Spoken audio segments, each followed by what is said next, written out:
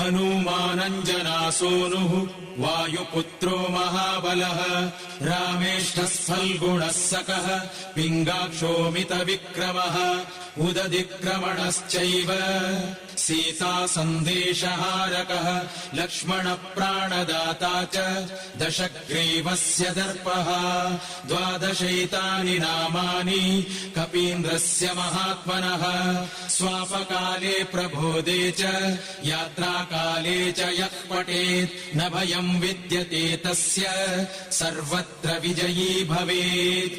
स्वस्ति श्रीहनुमद्12 नाम स्तोत्रम् सम्पूर्णम्।